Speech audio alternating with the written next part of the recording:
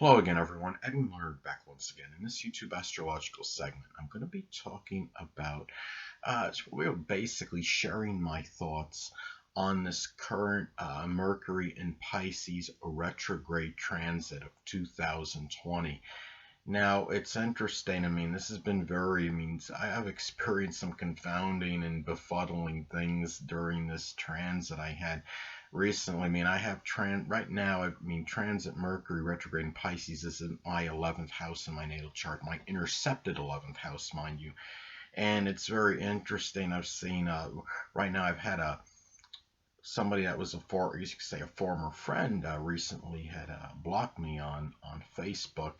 And of course, Pisces is the sign of betrayal. And then, of course, you have, the apparent retrograde backward motion, the apparent backward motion of Mercury going in another direction. People making decisions that are really going away from what they had been doing previously, going in reversal. What was a friend now, in this case, wasn't. I found something interesting too. I had gone on to another way. I think this might have manifested in some confusion, like with me, and my own experiences recently. I was on Amazon.com, and I had to keep typing in, I had to keep retyping my passcode, and it wouldn't go through. I mean, I was persistently doing so, and what I was given something, like how they give you those codes to decipher as a security measure, whether it's to prevent spam or what have you, and you're supposed to type in, the characters that you see in this box.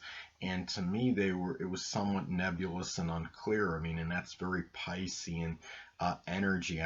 Trying to decipher things that are cryptic, and this was a very classic case of that. And I think the fact that it's retrograde and it's really going backward. I mean, in that the apparent backwards motion of Mercury at this time makes it even worse. You're talking about a transit where you have the transit Mercury being in its detriment and fall by sign, and then you have it retrograde on top of that. And in addition to it, if this transit is occurring in an intercepted house in your chart, like it is with mine, that could even make it more exasperating, more taxing. It could give more tension, I would say, to it, and it makes it more difficult and arduous in terms of dealing with that energy. But I've had a little fun with this transit as well. There was one experience I had recently where, in honor of this Mercury retrograde period, I typed something on my Facebook wall, and I basically wrote something. I said something like, this current retrograde transit is making me communicate, or a little backwards or something like that. And I wrote it in reverse. I used some program, online that made the text, it's like a backwards text generator. And I thought it was fun because I did, in this season it's not only just the transit is retrograde being in Pisces, it's something cryptic. And interestingly enough, at this time, this transit was very close to my natal Pallas in Pisces, and Pallas in Pisces, Pallas in astrology can be about solving dilemmas, solving problems, and I gave something, and I gave something, people to try to solve, basically, and it was something that was a little bit cryptic, given that it is in Pisces. So I thought that was interesting the way that panned out. Now, this transit could also be worse, for people, depending on the aspects that are made, of course, to points in the chart. The thing about this now is that now, say if this transit is making an adverse aspect to your own natal Mercury, you hear a lot of people will talk about, okay, the transits, how they impact other planets, one planet to another. But a lot of times you won't hear somebody talk about how a transit planet is actually how that's going to impact your own natal planet that is the same as that transit planet. So for example, if somebody has, okay, if they have transit, okay, in this case you're talking about transit Mercury in Pisces, let's say it makes an adverse aspect to one's natal Mercury. And what happens when then is not only you have the current transit, I mean, being in Pisces by itself, I mean, communications can be a little more befuddling, and a little bit, communications can be more ambiguous, and things can get misconstrued with this. I mean, they misunderstood. But when you have it making an adverse aspect to your own natal Mercury, it could even intensify that, because when you have a transit Mercury making an adverse aspect to your natal Mercury, that's when things could really become very, really ambiguous, and things could be, seem, you might interpret it in a different way than what it was stated and misconstrued. That's where you have a lot of that energy, and things could get really mumbled up when jumble up when you're talking. I mean, let's say for example, if you have, now in this case again, transit Mercury in Pisces making a adverse aspect, say, to one's natal Mercury in Gemini, the way that could manifest and pan out.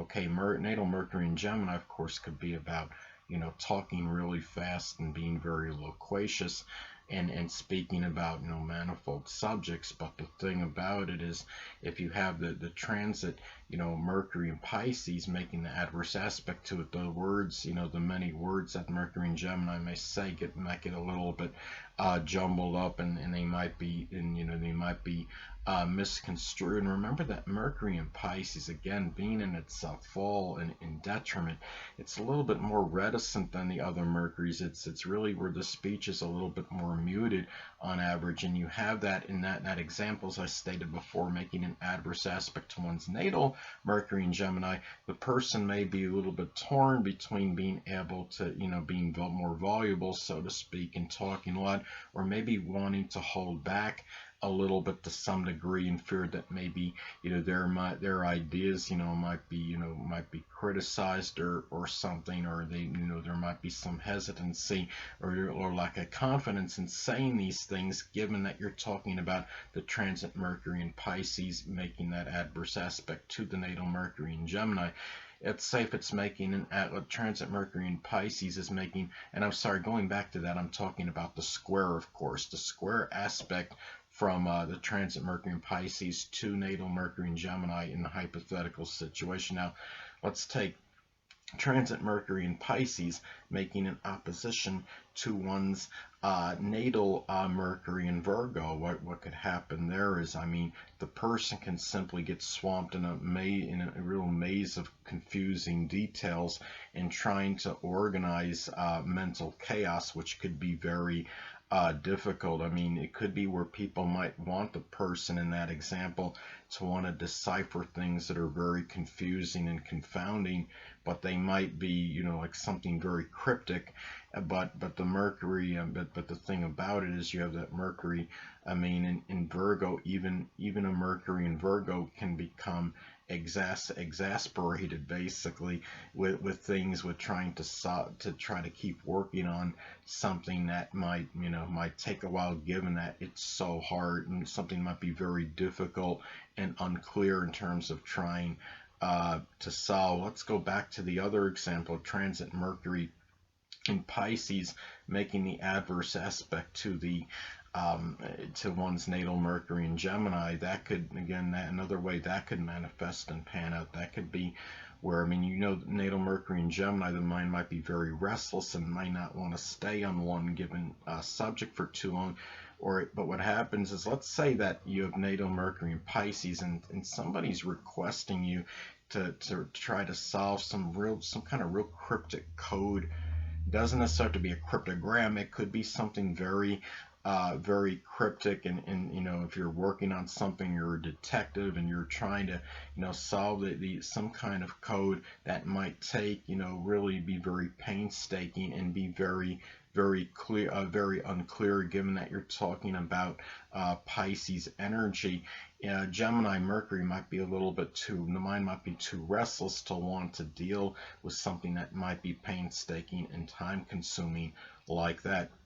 So those are some ways that this could manifest and pan out. at this time. You're talking about, the retrograde motions. A lot of, you're, of course, you could be experiencing some delays. And if you're going, I would say being in Pisces by boat, especially, maybe there might be some, issues. There might be some delays in as far as, you could be taking a local trip on a boat. I understand Mercury is about more, it's local journeys, but let's say you're taking a little ferry, you're taking something, from one state to another. It could be in the fact it's in Pisces. Pisces is the water and sea.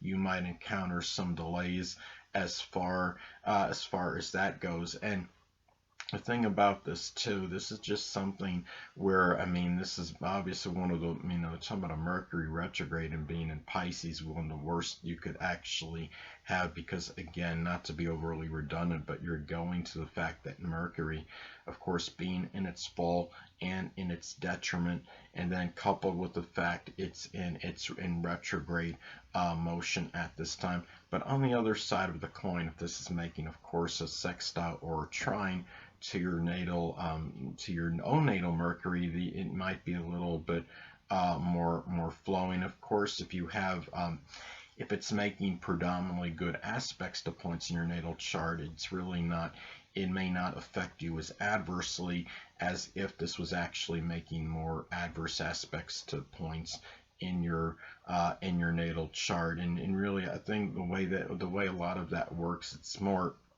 if it's not making if it's making more positive aspects as opposed to negative aspects to points in your chart, it just more would be more likely about more mental review over something before taking action or making a decision over something. I think, and then if you have more, adverse aspects from this transit, the way that could manifest and you're talking about really could be really stronger delays, and it's not just attributed to just more reviewing something might not take really that long. But if you're experiencing like major delays, a lot of it could be if you're having this transit making a lot of adverse aspects to points in your natal chart. So, and again, I think this is something like with me, it's really uncanny how it's really, this transit just seems to be what you would anticipate it to be. Again, I had that betrayal, with one friend at this point. I don't know how many more this is going to affect. And I also have the transit Neptune in my 11th house, and right there, that's going to be there for some time, to transit Neptune in Pisces in the 11th house, because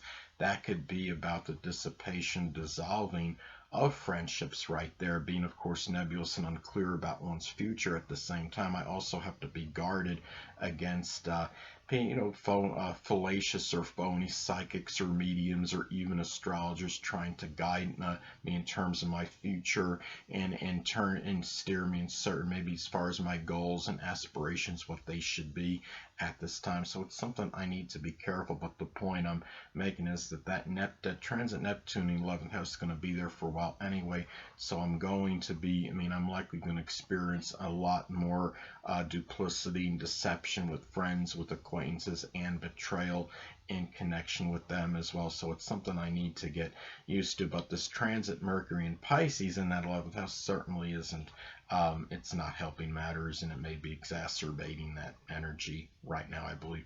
Anyway, people, that'll conclude this YouTube astrological segment. Until next time, people, Edwin Learnard saying stay well.